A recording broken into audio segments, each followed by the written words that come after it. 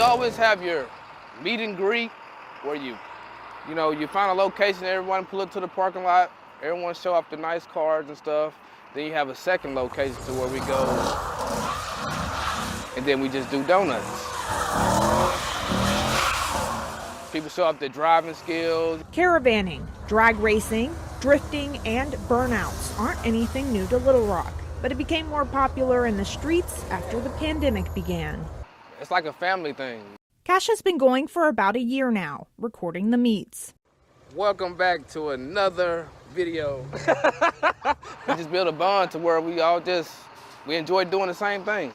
He tells me they used to hang around the Little Rock airport, but the meets got bigger and police got ahead of the action. It got to the point where Little Rock Police Department and state police, they would be there waiting for us to get there. And then once we get there, it's like, what we do now? In 2020, Arkansas State Police wrote 107 tickets for drag racing. That's twice as many as previous years. Little Rock Police wrote 862. It was only a couple weeks ago that the city of Little Rock made drag racing and caravanning illegal within city limits. All those in favor for emergency calls, please say aye. Aye. All those opposed, please say nay. Nay.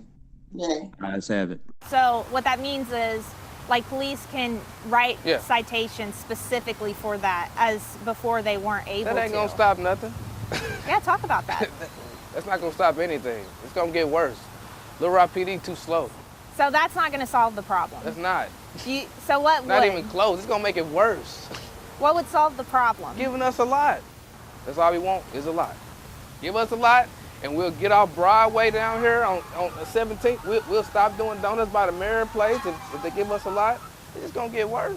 Several cities around the country have also seen more people taking to the streets. Some of those cities, like Memphis, have a racetrack available for drivers. It's definitely a good thing to see whenever somebody takes their time slip to their buddies and they say, hey, look, my car's faster than yours.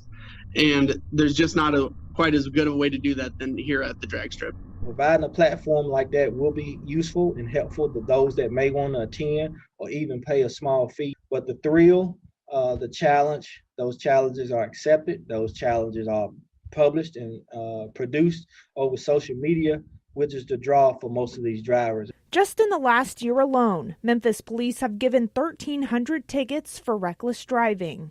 To help stop the problem, they are starting a campaign to slow down Memphis. And the Tennessee legislature is trying to pass a law to make drag racing a Class A misdemeanor with steeper fines and possible jail time. And we want to make sure those fines are not reduced.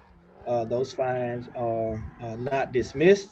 But we are holding the right people accountable for those actions that are occurring out on the roadway. The city of Little Rock is not currently considering a drag racetrack. In a statement sent to us from the mayor's office, it's a safety risk and the city would need to discuss the idea of implementing that. If someone wanted a track or lot, they would need to voice that to the city directors. We've been using certain tactics and it seems like it's been helping in the last recent few weeks.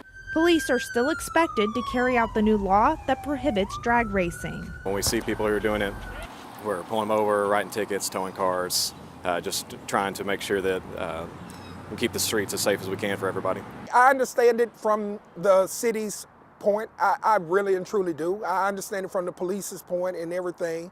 But I believe that if we come together and just have a conversation and try to have a dialogue with city leaders, I'm sure we can get something done where it fits to the city, the community, and the young men and women that drive their cars and want to just have fun.